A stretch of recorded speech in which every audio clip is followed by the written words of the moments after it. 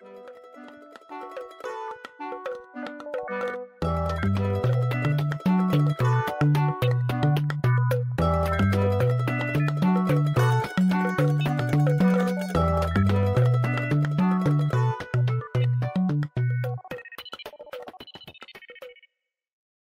texto que yo les mandé habla del objeto A. Sí. Bien. El objeto A es un invento de Lacan. Y según él dice, Freud inventó el inconsciente, yo inventé el objeto A. En definitiva, podemos conectar el objeto A con, por un lado, con el objeto perdido y por otro, con el objeto a encontrar. A encontrar. Y también conecta con los objetos de la pulsión. Ustedes saben que la pulsión tiene objetos contingentes. Objeto contingente. No como en el reino de la naturaleza, donde hay objeto predeterminado. ¿Sí? Tener objeto contingente significa que puede ser cualquier cosa. Por el hecho de que nosotros no somos sujetos del instinto, somos sujetos de las pulsiones. Y las pulsiones no existirían si no fuera por el lenguaje. Esto significa que lo que nosotros buscamos, el objeto que buscamos, y la forma en que buscamos el objeto, depende exclusivamente de los discursos que tenemos internalizados. Por eso cada uno busca a su manera el suyo, y por eso ningún objeto coincide con el que busca otro. Por eso de que todos somos singulares. ¿Sí? Esto se ve más nítidamente en el campo de la sexualidad. Significa que si para los animales, en una época determinada, que es el celo de la hembra, se produce un encuentro reproductivo, eso no ocurre para nosotros. Primero porque no tenemos celo, tenemos celos, pero no tenemos celo, ¿sí? O si quieren vivimos en celo, eso también podría ser, ¿no? Y la forma de canalizar ese celo, por llamarlo entre comillas, es muy a la manera de uno y a la manera de los discursos que nos habitan, ¿sí? Y por eso a cualquier persona se le puede presentar la tendencia a buscar un objeto que para nosotros nos parecería ridículo o desproporcionado o increíble, justamente porque no hay una predeterminación de objeto. Desagradable, ¿no, Mario? ¿Cómo? Desagradable. Para unos, para el otro es agradabilísimo, ¿no? O sea, los gustos, tanto en lo macro como en los detalles de la sexualidad, cada uno baila a su manera. Y en eso no coincidimos ninguno con ninguno. Por eso Lacan tiene una frase muy controversial que dice: no existe relación sexual. Lo cual no quiere decir que no existan las relaciones sexuales. Él dice: no existe relación sexual porque relación él la usa con un doble sentido. En el sentido de relación, pero en francés también quiere decir proporción, que es la palabra rapport, ¿sí? O sea que nosotros tenemos una disyunción con el otro a la hora de lo sexual, y es un encuentro desencontrado, vamos a decir, ¿sí? Ahora, esto que yo acabo de focalizar en la cuestión sexual es para todo. Es para los alimentos, es para la manera de ser, es para la manera de ver el mundo, es para todo. Por eso tenemos esta singularidad cada uno de nosotros, ¿sí? Entonces, ese objeto A, en principio, él lo asimiló a la letra primera del alfabeto, porque es el objeto originario. Y en segundo término, porque también con A empieza la palabra otro en francés. L'autre, autre, con minúscula. No confundir esa A minúscula con la A mayúscula del gran otro, que es otro concepto. Las maneras de definir el objeto A son bastante diversas. El hecho de que sea aquello que queremos alcanzar porque lo hemos perdido, hace que una de las definiciones sea lo que queda por decir. Lo que queda por decir. ¿Por qué? Porque para Lacan nosotros no hacemos nada, ni tenemos nada, ni pensamos nada, ni sentimos nada por fuera del lenguaje. Nosotros estamos capturados en la estructura del lenguaje y no salimos de ahí. Hagamos lo que hagamos, ya sea divertido, terrorífico, placentero, social, individual, todo lo que a ustedes se les ocurra está dentro del lenguaje. Estamos capturados en el lenguaje. Entonces, lo que queda por decir es una manera medio poética de afirmar que nosotros buscamos ese objeto a futuro. Entonces, el hecho de que nosotros sigamos hablando es una forma de ver esa búsqueda en términos discursivos. ¿Se entiende? Obviamente que el objeto A no lo vamos a tener representado por algo especial, porque es un operador. Lo mismo que el falo. El falo no es un objeto, es una idea. Por eso no es lo mismo falo que pene. ¿Estamos de acuerdo? Sí. Lo que queda por decir siempre va a dejar al sujeto en falta. Porque si nosotros comparamos la vida de un sujeto desde que nace hasta que muere, si homologamos esa vivencia con un discurso, vamos a ver que hay una vida que duró X años y un discurso que duró los mismos años. ¿Se entiende?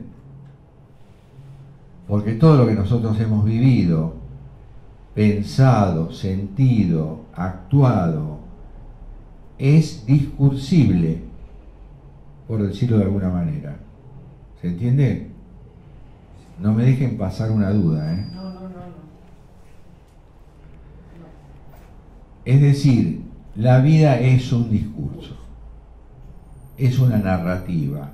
Aunque estemos hablando de un sujeto que una vez que aprendió a hablar y se pudo valer por sí mismo, decidió vivir en una cueva, solo, sin hablar con nadie. Aún ese sujeto es un sujeto del lenguaje y su vida es una narrativa, aunque ninguna palabra sea escuchada por un otro y tal vez ni por él mismo, porque él podría haber decidido no hablar más. Yo no sé si ustedes fueron alguna vez a la India. No, ¿verdad? Todavía no. En la India, ustedes si van alguna vez, se van a encontrar con personas a las que les pasan cosas muy raras. Por ejemplo, van a encontrar un sujeto con el brazo levantado en vertical, que ya no es un brazo como los nuestros, es un brazo cortito. Y ustedes se preguntarán por qué carajo este tipo tiene, perdón, edítalo eso, ¿por qué tiene un brazo tan chico? ¿Y por qué está ahí parado con el brazo parado? Y si ustedes se lo preguntan, el tipo va a decir, yo cometí un pecado y este es mi castigo. Y pueden encontrar otro sujeto que está parado sobre una sola pierna. Ni se sienta ni nada, está parado sobre una sola pierna. Y la otra pierna también se le encogió y le cuelga. Y si ustedes le preguntan, les va a decir lo mismo. Esta es una penitencia que estoy pagando. ¿Entiende? Así como hay tipos que se dejan las uñas.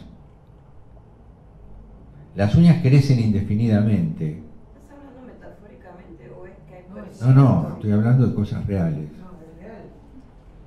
Sí. Hay sujetos que tienen el puño cerrado, como la uña sigue creciendo, No. le sale por acá y sale una tira de uñas que pega la vuelta así como si fuera un rulo. Ustedes dicen, este tipo está loco. Bueno, para su lógica es lo que él tiene que hacer porque tiene que pagar una culpa. Eso por ahí no pasaría en estos países, ¿no? En donde todo el mundo se desculpabiliza, ¿no? Bueno, o sea que el sujeto es una cosa rara. Yo ya les dije que somos alienígenas. Somos una singularidad en el mundo, en el universo, como es una singularidad el hecho de la existencia del lenguaje. Así que tenemos tres singularidades. Tenemos el Big Bang, tenemos el lenguaje y tenemos este sujeto, ¿sí? Con su singularidad a cuestas. Entonces, si la vida es una narrativa, uno va a hablar hasta el día en que se muera. Y ahí, en ese momento, se va a cortar la narrativa, pero sin haber encontrado el objeto A. Porque el objeto A es inaccesible. Por eso les digo que es un operador, ¿sí? Otra definición de Lacan sobre el objeto A es decir es causa de deseo. ¿Por qué? Porque el objeto A ahí se asocia con el objeto perdido.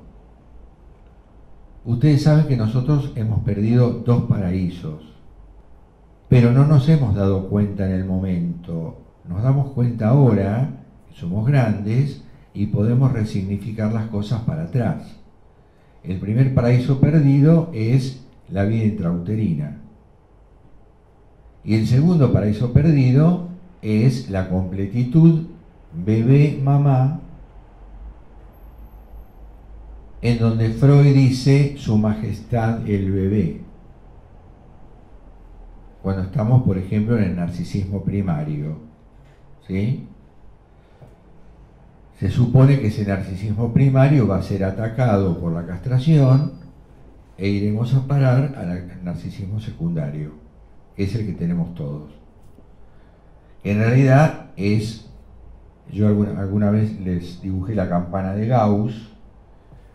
La rama derecha de la campana de Gauss no es simétrica con la otra porque nosotros necesitamos un narcisismo remanente. Si esto es así, esto después es así. Si yo acá tengo el eje de la libido y acá el eje del tiempo, este es el punto del narcisismo primario y este es el punto del narcisismo secundario. O sea, acá nos pinchan el globo, por decirlo de alguna manera, ¿sí? Función paterna que corta la díada mamá bebé, que es esta. ¿Sí? Función de corte, la ley, que ojo, primero la instala mamá. La ley frustra con el primer no. Y después se produce la castración simbólica a partir de la función paterna, si es que esta madre lo permite. Esto hay que aclararlo, ¿eh? Si ella no lo permite, esto no se va a cortar nunca. Ella tiene que permitir el acceso de la función paterna para este corte. De manera que tenemos 3 díadas.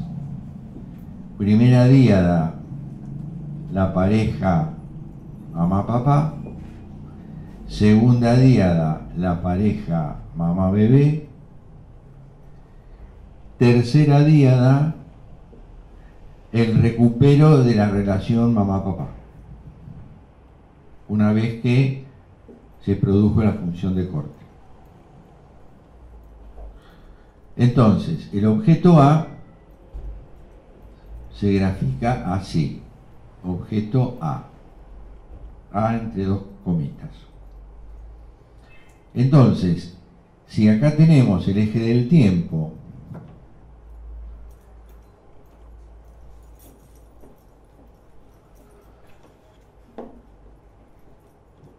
y partimos de un tiempo cero, antes del tiempo cero de la vida tenemos la vida intrauterina, primer paraíso. Acá viene la hecatombe del nacimiento, porque es una verdadera hecatombe. Empieza a tallar la placenta psicológica que tiende mamá alrededor de los 2 a lo largo de un primer trecho de las vivencias infantiles, hasta que en la fase fálica se produce lo que llamamos el drama edípico,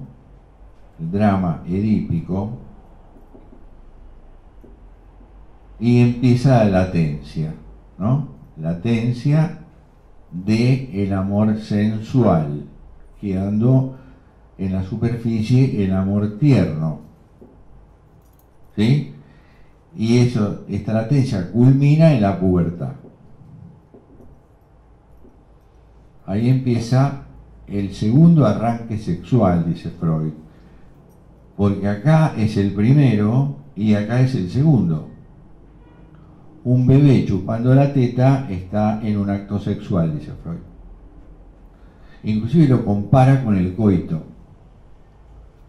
Vienen las 3 fases: oral, anal, fálica.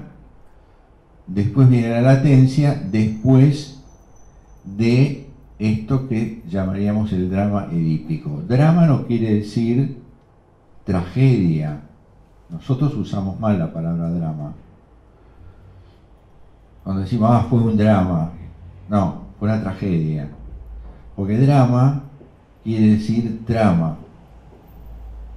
Y el drama para los griegos, para el teatro griego, abarcaba la comedia y la tragedia. Pero nosotros, por alguna razón, lo dramático lo ligamos con lo trágico. Pero acá se trata de una trama histórica, con personajes, con inclusiones y exclusiones, mamá, papá, bebé, ¿no? Aquí hay alianzas, inclusiones y exclusiones.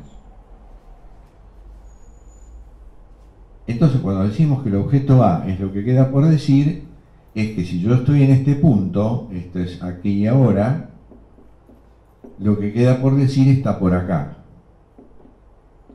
Cuando yo llego a este punto, el objeto se va a correr acá, y así sucesivamente. Es como el horizonte, siempre se corre para adelante. Entonces, una es lo que queda por decir, y 2 es causa de deseo. ¿Por qué?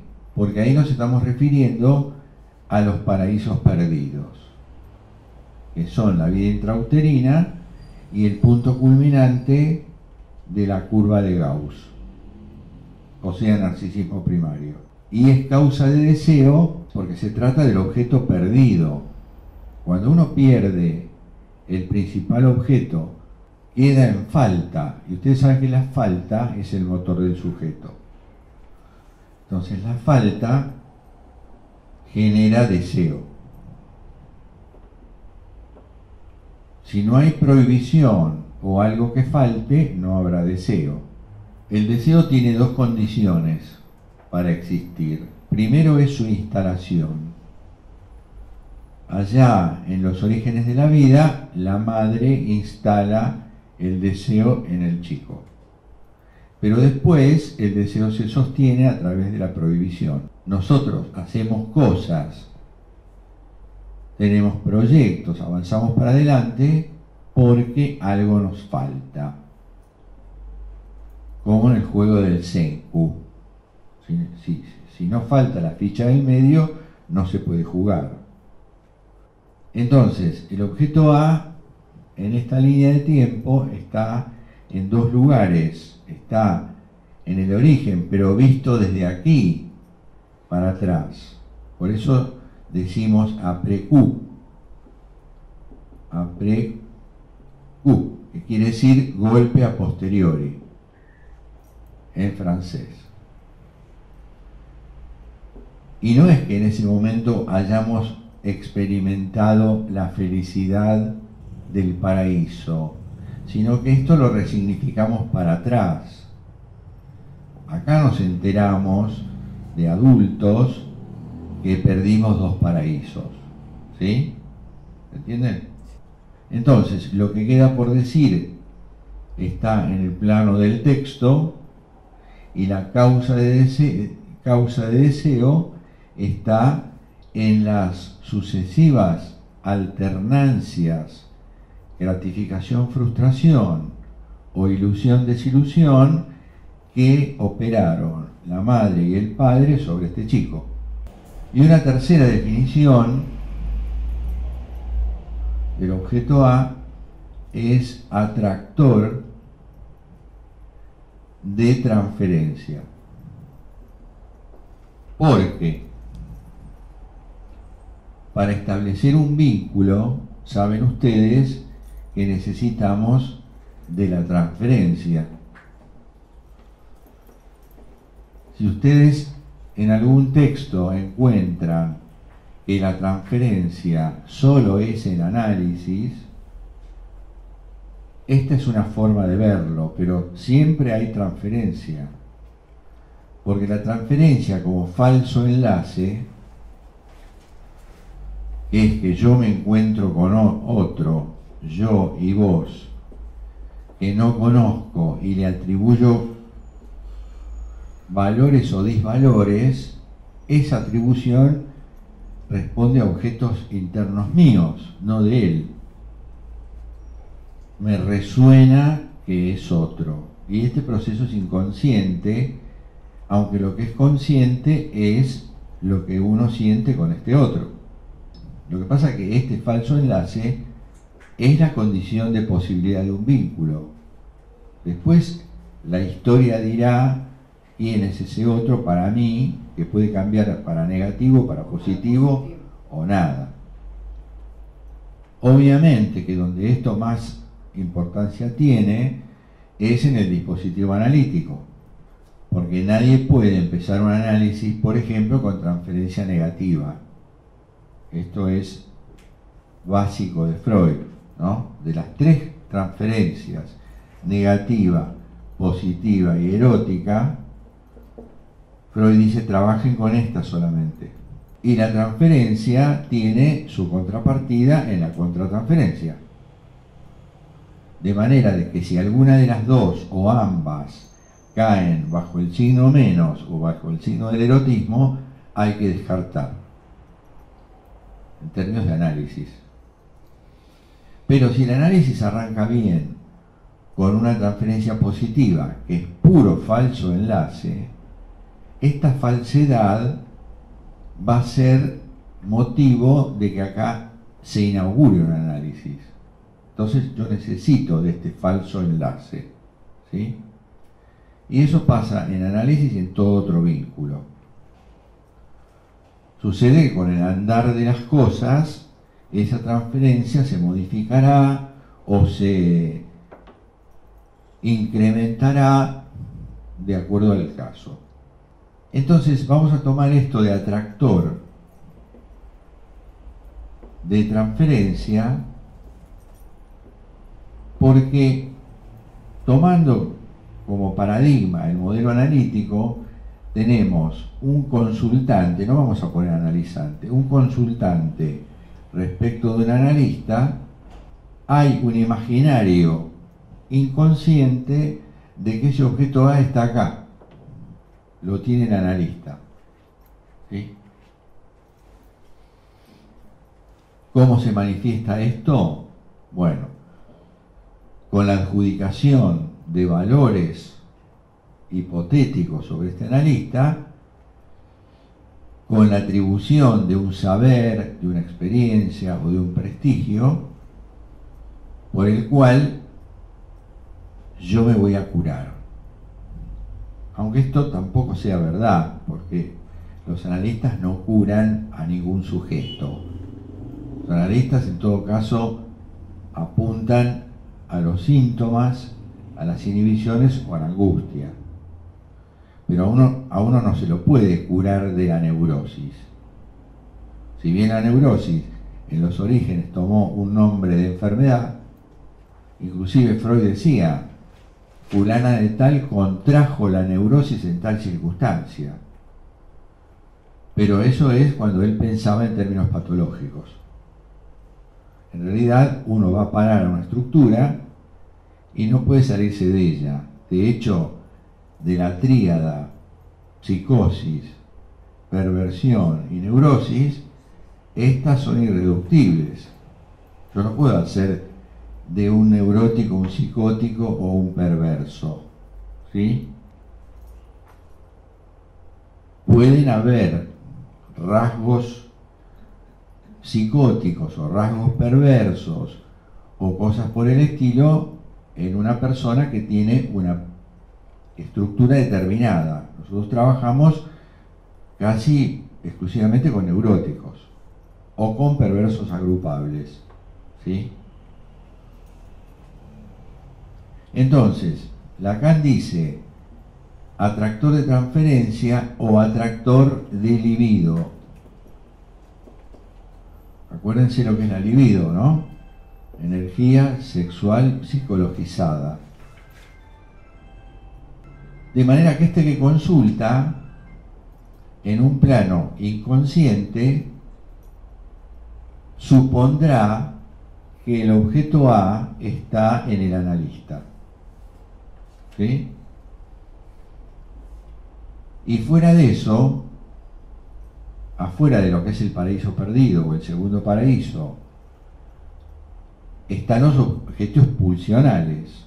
Nosotros pulsamos de objeto en objeto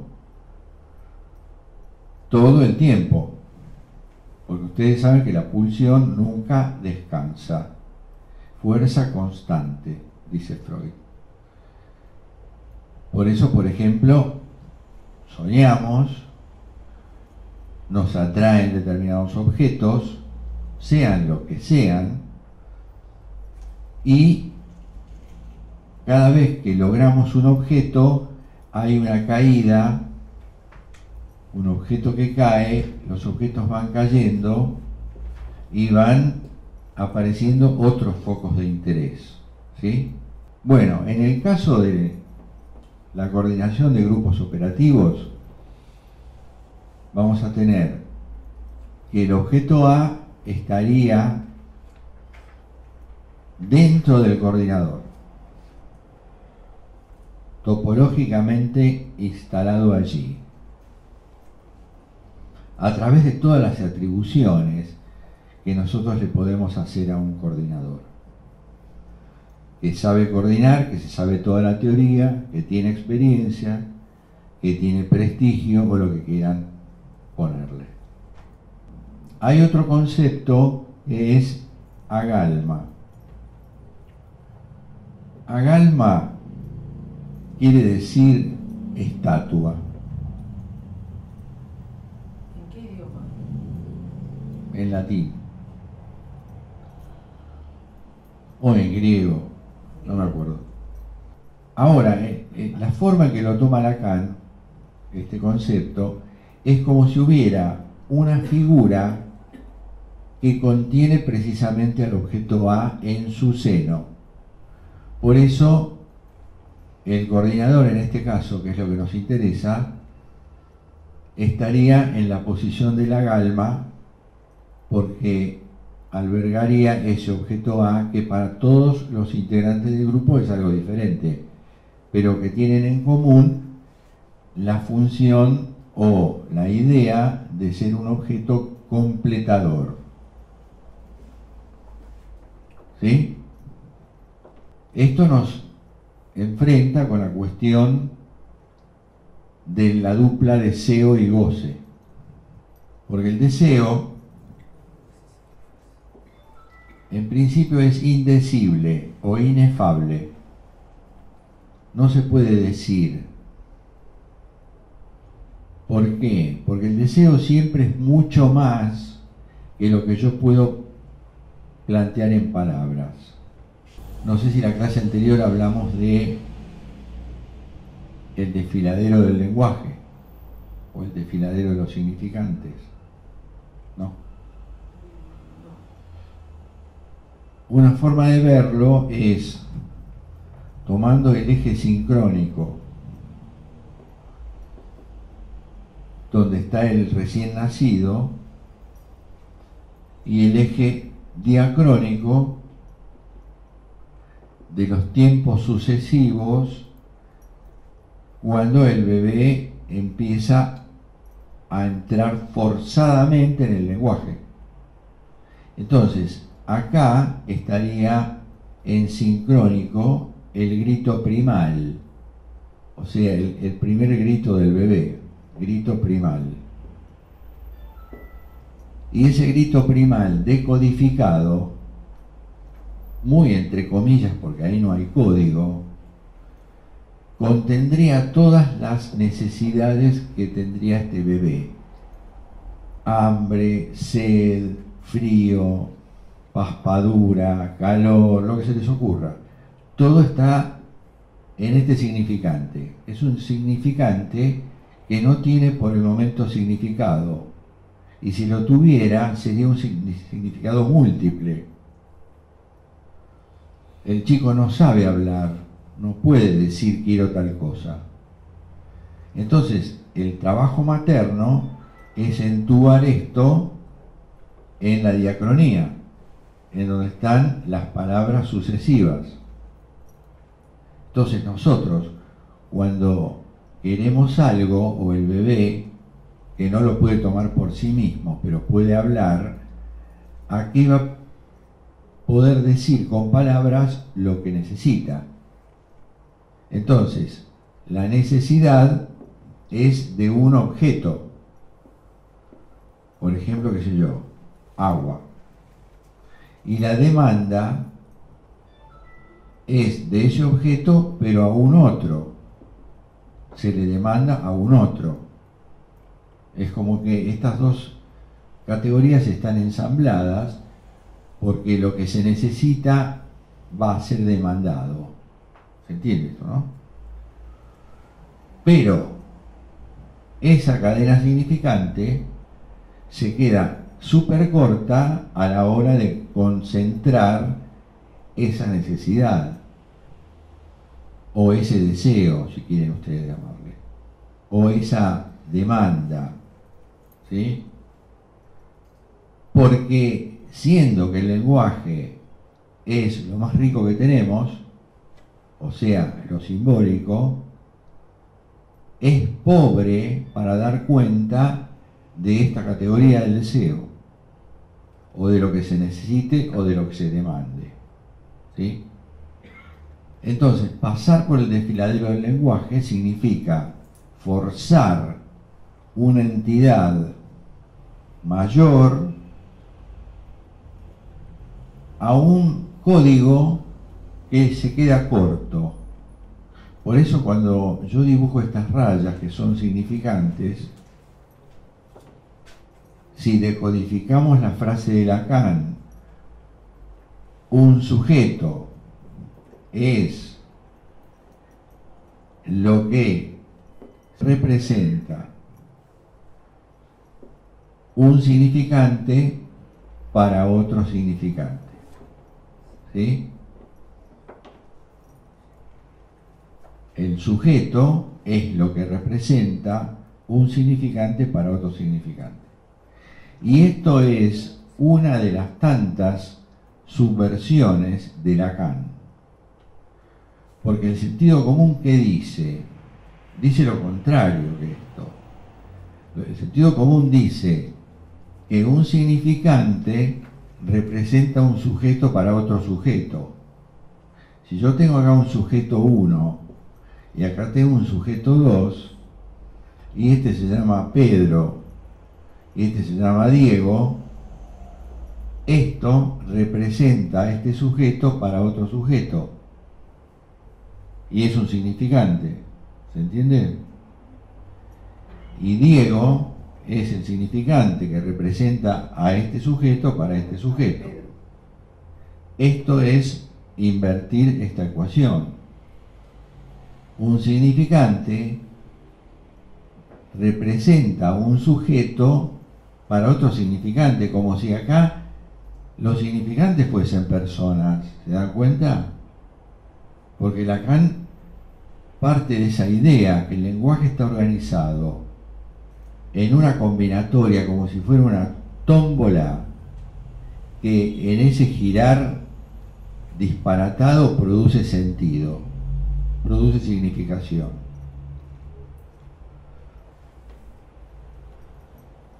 Por eso la regla de libre asociación es lo que cuadra para el dispositivo analítico, porque cuando uno más libremente asocie, más posibilidades tendrá de expresar algo de ese deseo en esa combinatoria.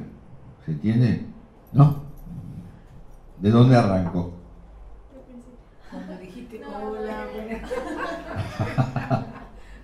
Qué malos que son. No, esto de que un significante representa a un sujeto para otro significante. No. Al revés.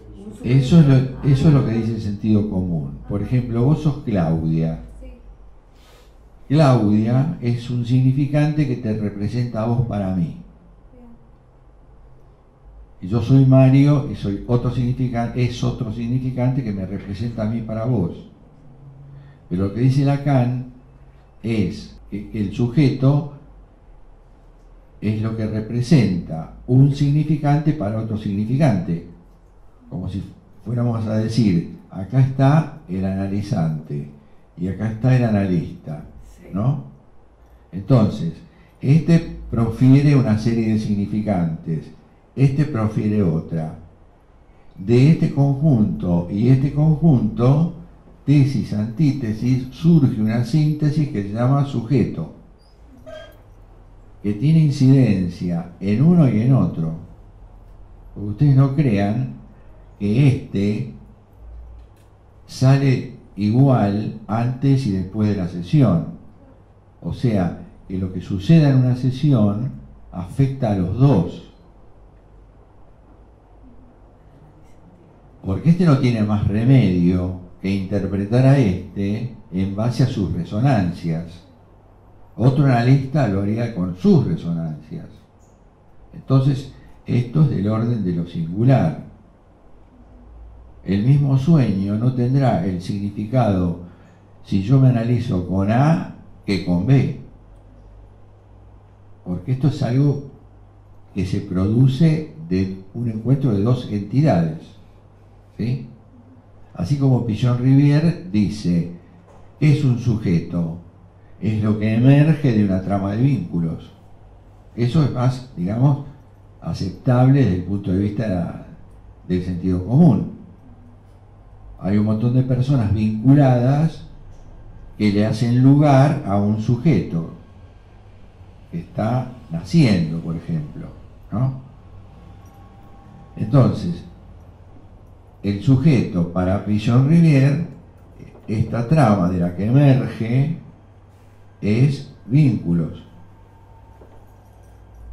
El sujeto de Lacan emerge de otra trama, pero son significantes.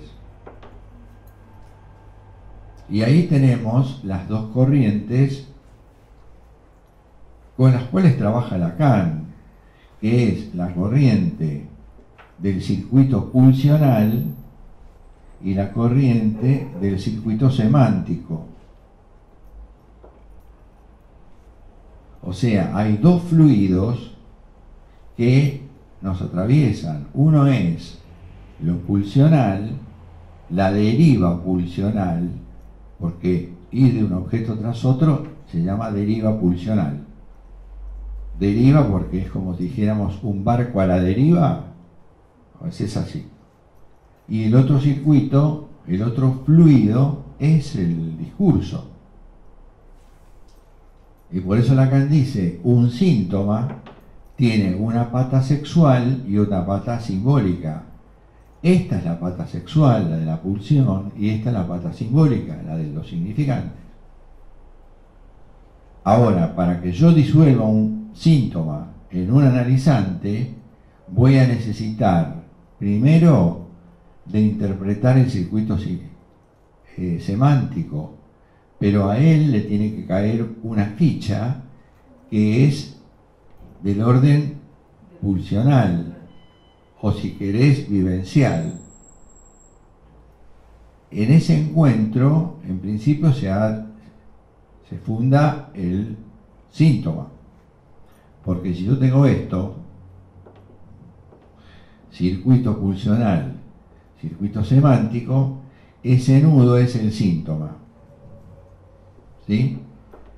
Es uno de los aspectos más consolidados de lo que le está pasando a un sujeto.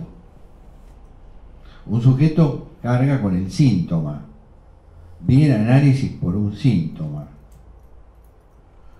Ese síntoma es indeseable, pero él lo tiene todo el tiempo, ¿no? Por ejemplo, qué sé yo, alguien que en el trabajo no puede dejar de hacer alguna cosa que no tiene nada que ver con su trabajo, pero que él no puede dejar de hacer, ¿no? O, por ejemplo, vamos a decir, las cábalas del deporte. Ustedes lo habrán escuchado alguna vez, que para que mi equipo gane, yo tengo que ir con la misma corbata a la cancha, por ejemplo, ¿no?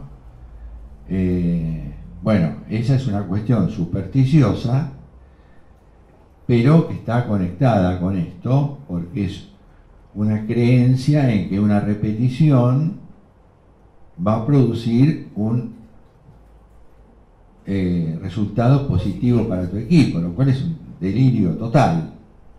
Pero hay gente muy seria que hace estas cosas. Nosotros también lo hacemos. O sea, tener cábalas, acostumbrarse a ciertos circuitos, y sobre todo en los neuróticos obsesivos, en donde si una eslabón falta de ese circuito, algo terrible va a pasar. Pero no a él, al ser más querido. Eso es lo que dice Freud. Un caso clavado de esto es, lo pueden leer, El hombre de las ratas, que era un obsesivo grave que hacía toda una serie de maniobras rituales para poder controlar las cosas, y entonces toda su vida, toda su energía vital estaba puesta en esas repeticiones. ¿Sí? Ahora, uno puede desde la interpretación pegarla en qué significa algo, qué significa esa repetición, pero no nos basta con eso. Y por eso Freud decía, si nosotros nos guiamos solo por eso, Es como a un hambriento mostrarle la carta de un restaurante. Tiene que haber un algo vivencial para que esto suceda. Entonces, acá se produjo, por ejemplo, un hecho traumático en algún momento, ¿no? Pongamos el caso de las histéricas de Freud, en donde una acción sobre un chico, por ejemplo, una cuestión de abuso o una situación de violencia, queda asociada con algún significante. Y después, a futuro, va a haber algo que se repite, que es también sintomático, diferente de esto, pero que se va a ir repitiendo porque es una manera que tiene el psiquismo de dar satisfacción a algo que está faltando, que está en falta. Por eso, lo más raro que vamos a escuchar es un síntoma, es un modo exótico de satisfacción sexual. Nadie puede pensar esto más que o un loco o un psicoanalista, ¿no? Hay un texto de Zizek que se llama Goza tu síntoma.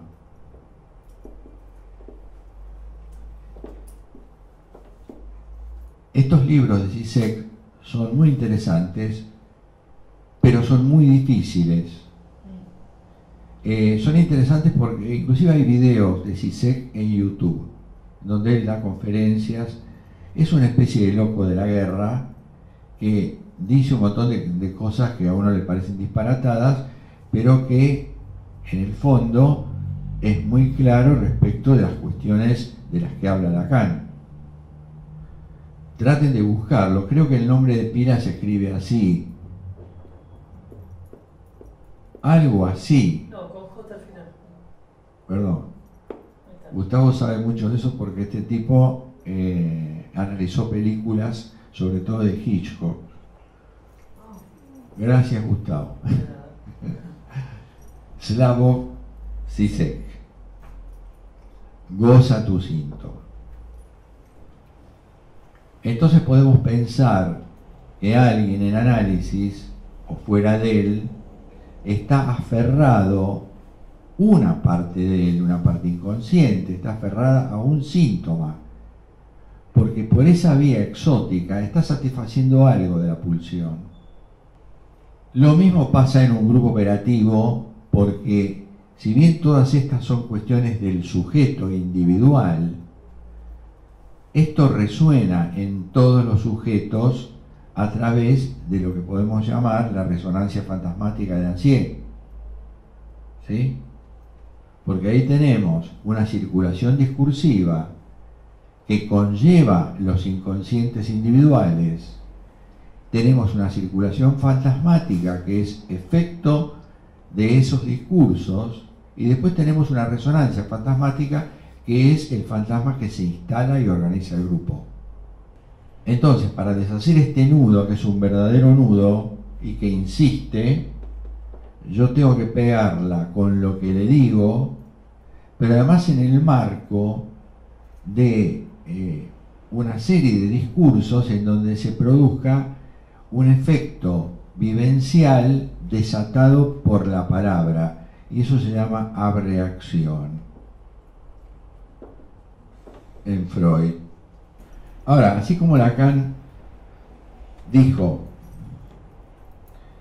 que en el analista está el objeto A, al principio de su enseñanza había localizado al analista como gran otro, y de hecho el analista tiene muchas características de gran otro, porque cumple con todos los requisitos. Es una figura asimétrica, es un asimétrico, tiene un saber, tiene un poder atribuido por el otro, no por sí mismo. un prestigio, que hacen que Lacan diga la transferencia es amor a la autoridad. Entonces primero puso al analista como gran otro, y de hecho lo es. Un gran otro que a la larga, en la resolución del análisis, en el final del análisis, tiene que terminar barrado, o sea, castrado. Y después dijo otra cosa. Dijo que el analista es el semblante del objeto A. O sea, es la fachada que encierra el objeto A. Y en este caso es un objeto que cuando el gran otro caiga, este también caerá como un desecho. Por eso el final de análisis tiene esto, que el analista está barrado y cae como un objeto que yo creía que era el objeto A, o que mi inconsciente creía que era el objeto A. O sea, tiene que haber una caída, como tiene que haber la caída del padre en un sistema social familiar. Cuando Freud habla de la muerte del padre, está diciendo eso: para ser sujetos de la cultura tenemos que matar a papá y traicionarlo. Acuérdense del mito de la horda primitiva, ¿no? Que esta cosa de la comida totémica es la introyección de la función paterna. Bueno, es un mito que vendría a dar cuenta del origen de la civilización, y por eso Freud dice: la civilización descansa sobre un crimen, que es este. Recién cuando este está muerto, los miembros de la horda primitiva no solo no pueden quedarse con las mujeres del clan, que era lo que querían, sino que además lo que tienen es internalizado al padre, que Freud, que Lacan le llama nombre del padre, o la metáfora paterna. Y por eso no pueden ir por las hembras del grupo, tienen que buscar hembra en el otro clan. ¿Sí? Entonces el destino tanto del analista como del coordinador es un destino de resto, de caída, de desecho, porque en la simetría originaria del análisis o de la situación grupal, en esos orígenes hay una asimetría que podríamos graficarla así. Este está en un podio, y cuando termina el ciclo, esto es así, hay paridad. Entonces es un sujeto más, está destronado. Este es el destino de aquel al que yo le supuse saber, autoridad, poder, etc. Pero esto es operativo cuando se produce al final de un ciclo, no cuando hay una debacle en la función en la mitad de un proceso, porque también podría suceder, ¿no? Por eso nosotros acá distinguimos rol de función. Esta función no se puede perder, y la perdemos cuando pasamos a rol. ¿Sí? No, esto caerá por efecto del trabajo y al final de un ciclo determinado, en donde un integrante de un grupo operativo podrá sentir que es un par del ordenador, como pasaría en análisis. Bueno, hasta aquí por hoy.